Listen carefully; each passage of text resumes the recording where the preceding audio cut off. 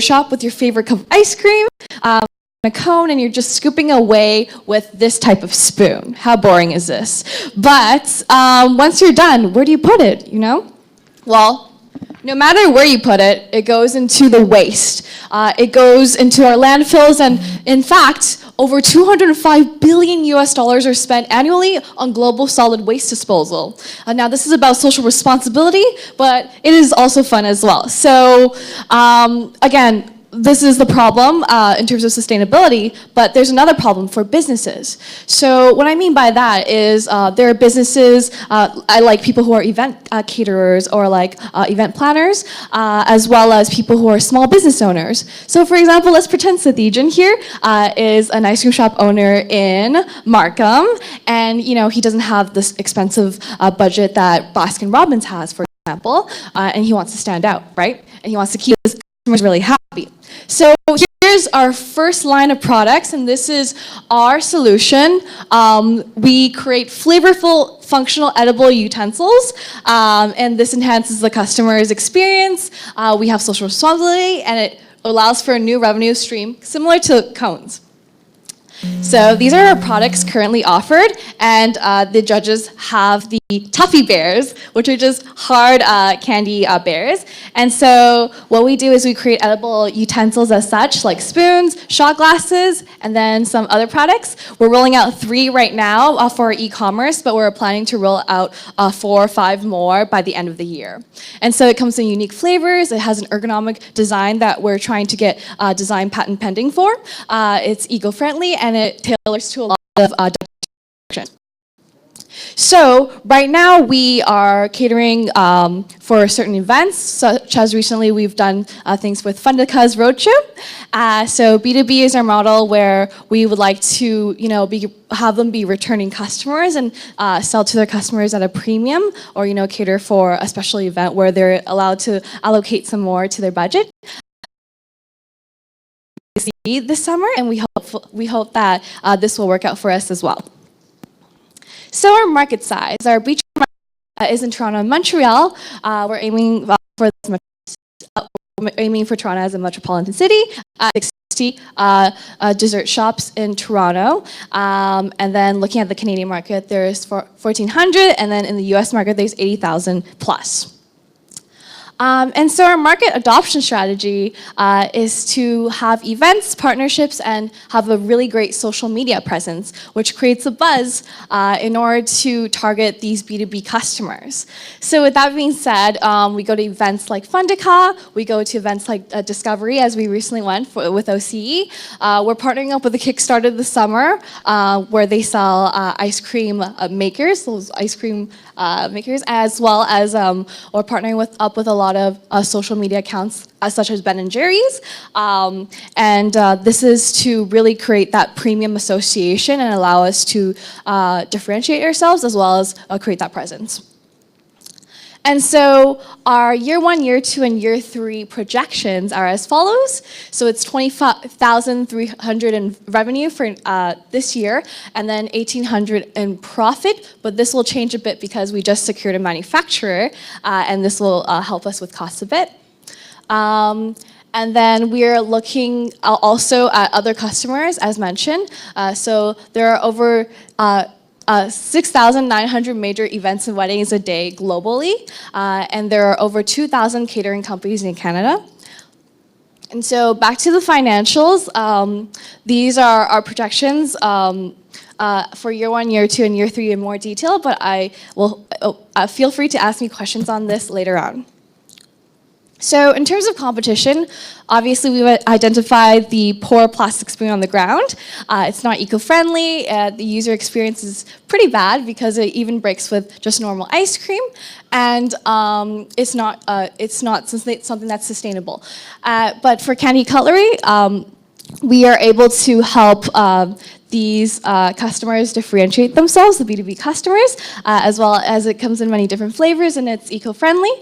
This is also comparable to what we see in India with Bakey's. They make wheat spoons, but they're not coming to the North American market. And Lollyware recently raised funds on Shark Tank for $600K, but they're only targeting the US market for now. but with edible cups, and we're looking to iterate new products. So here's the team. This is our management team currently, and so we have a team of 5 young innovators who are really passionate about food as well as the environment, and we come in many different skill sets. And we're currently also going to be adding 12 new members to our team this summer. They're all volunteer students who just want to help with sales, and that will be very good for us. And here's some of our supporters. It also includes like Ideal Incubator as well as Y2 Labs, and so we couldn't have done everything without them. A little bit about our story. So we started at Y2 Labs, created by Lucas Chang over there. And since then, we won a couple contests. We've gone through a few incubators as well. And recently, we've joined the Seabase camp with 8K in funding. And that includes that will include Ideal Incubator, where we received 2K in funding as well. And we were also recently featured in BetaKit, which I haven't listed, so that was really awesome as well. And we're going to be representing Sage Canada on an international level in Ukraine.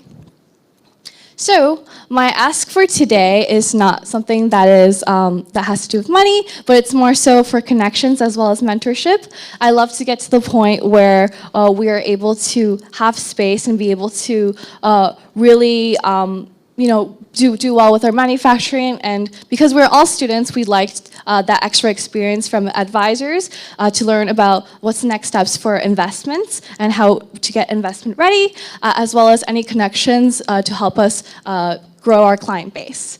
And so I'm open to any questions for now, but thank you so much for listening. We are Candy Cutlery of Tough Candy Inc., and I'll open up the floor to any questions. Thank you.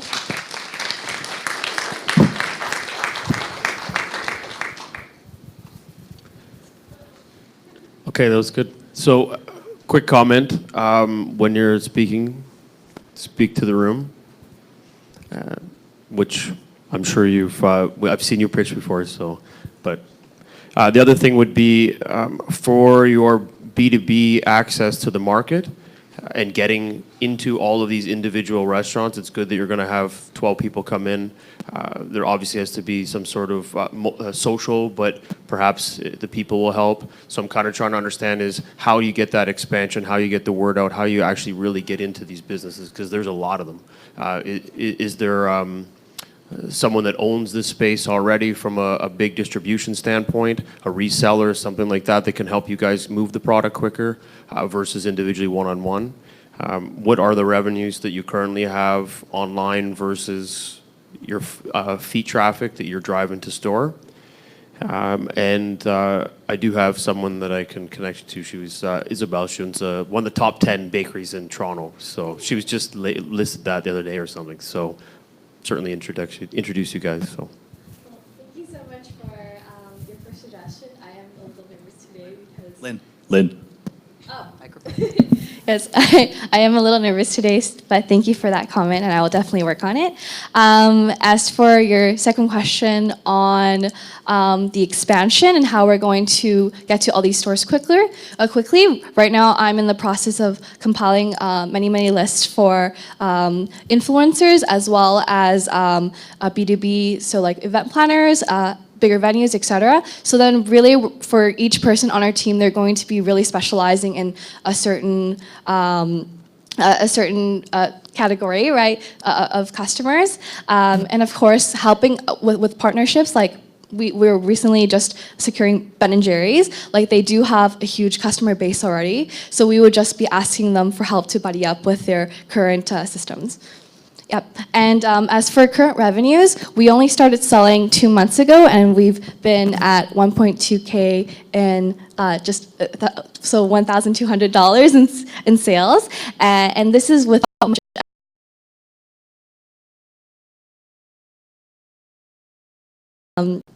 this month, as well as the fact that we have so many people on our team who will be able to manage sales. One thing, maybe in your Ben & Jerry's discussions, maybe you can provide something where they do a stick on one of your spoon sticks to the side of the container, and it's a giveaway, and it has your branding on it. Yeah. That's right. And recently, Yeah. Yes, and recently they've partnered up with some food delivery companies, right, to deliver their pint service. So I was hoping to partner up with that and provide like a cute little spoon to help that. In terms of scalability, how is the manufacturing?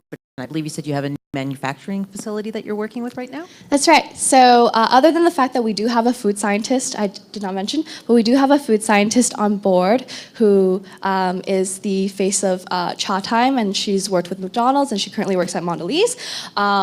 With her experience, we found a manufacturer in Ontario who is able to give us a lower minimum order quantity. And so they basically, they're going to be exclusively manufacturing the spoons for us, so we can just focus on managing sales and growing the company. In terms of scalability, we are able to produce things ourselves too. I have a food handler's like safety training, so do our teammates, and the other ones are working on it as well.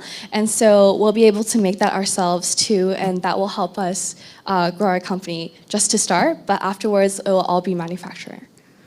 And are there any barriers to entry for your competition at this point, other than, you know, you're tasty, you're great, and you're already out there? Other than the fact that we're trying to work on the design patent, which we would love help with, there are not many barriers to entry, but what's great about starting an innovative food company is that this is only our first line of products, and we're looking to pivot really fast and just listen to our customers to see what they'd like and what would add value to them.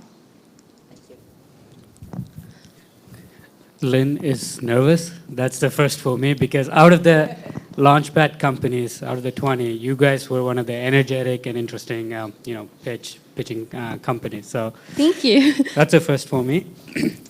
In terms of, I've been with you guys for about a year and watching you guys grow. It's really amazing from where you guys started to where you're now and how the team has evolved. So kudos to you guys on the evolution and trying to always look for feedback and trying to improve yourself. So that's Thank you. good takeaway there. One of the feedback that I've been hearing over the year is manufacturing and scalability. Those are the type of questions that has always been addressed again and again. So something to clarify how you guys are going to do that would help. Other than that, good luck. Thank you so much. Great job, Lynn. This has been so exciting that the first question is next door. Have you thought of maybe expanding into the tea market? So when your spoons, if you have organic, you actually stir the tea, and by the time it's done, you have a sweetened tea. Absolutely. Thank you so much for that suggestion. And in fact, we're actually working on the edible stir stick. So what I meant, this is our first line of products, and we're looking to expand to different products and iterate quickly, is because we're working on stuff like, for example, spoons with vitamins in it, or spoons with protein in it, as well as the stir sticks that you see, we can do a double stir stick, so you never have to waste it with plastic ever again. And so these are all things we were working on in the back end, and we hope to be able to release it in the beginning of the next year or in the end of this year. Awesome. Thank you.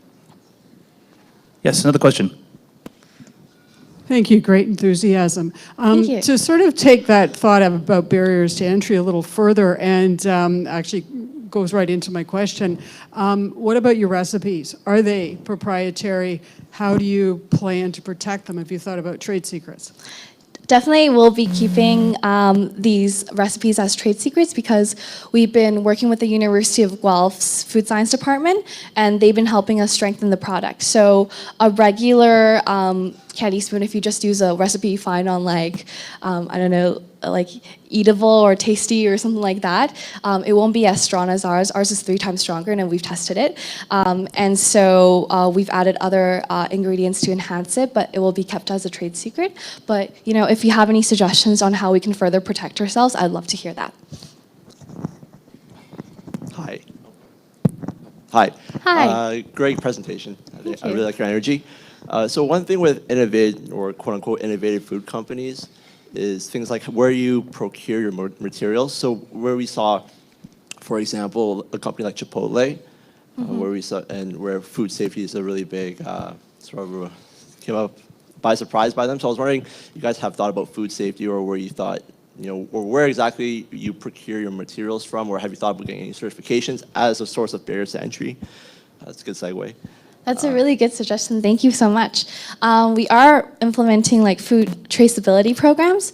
So every time we create a batch, we make sure that we label it and we know exactly where it goes. So when we ship things out to, for example, Montreal, we know that's batch number 21 and what flavor that is and what ingredients we've used. And the ingredients we've used recently, the price of creating a spoon is more expensive because it's just been us sourcing it, but it's been sourced locally with credible companies. And for example, Markham, where there's like the Vanilla Food Company, and we source like kosher certified food flavoring and stuff like that. And it's local, so we're able to do that. But after we have manufacturing, they will be sourcing all our ingredients locally, and that will not be a problem for us. Any questions from the south side? Going once, going twice. Thank you, Lynn. Great job. Oh, whoa, no, oh, oh, sorry. Missed it. One more question. So there's been a lot of comments about barriers to entry, which obviously that means people like the product and they're concerned about competitors. I have a friend who is a very senior trademark and patent lawyer, and he's Amazing. entrepreneurial. So if you wanted an introduction, I'd be happy to make it. I would love that. Thank you so much. And before I get off the stage and Lucas kicks me off, please raise your hand if you like a free sample, and I'll come by with, okay, that's awesome. I hope I have enough. Thank you so much. Thanks, Lynn.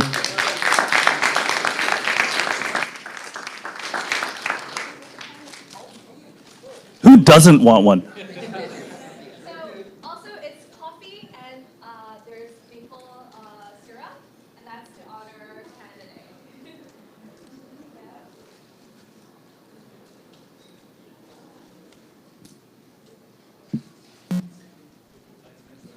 Okay, so who enjoyed that? Who enjoyed the 4 presentations? Thank you to all the companies who pitched. So I asked the question, one, because I just like asking questions. But thing number one is, if you do enjoy it, there are 2 more pitches in the near future. The dates are up there. If you want information, because you already can't read, look up www.opn.ninja. opn.ninja. That'll give you all the details you need for the next 2 pitches, which will be, one will be in City Hall.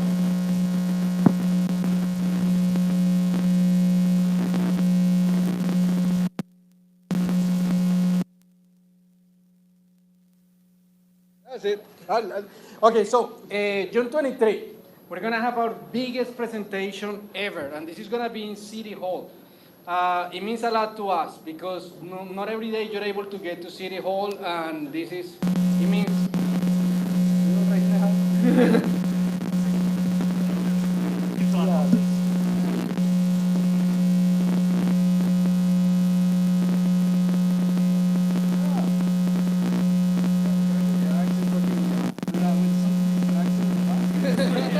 This is what happens when your tech support has a police. So we finally were able to get City Hall, and it means a lot to us. We have 4 amazing startups coming up. We are expecting an audience of about 300 people. We have a lot of entertainment and a lot of networking going on that day.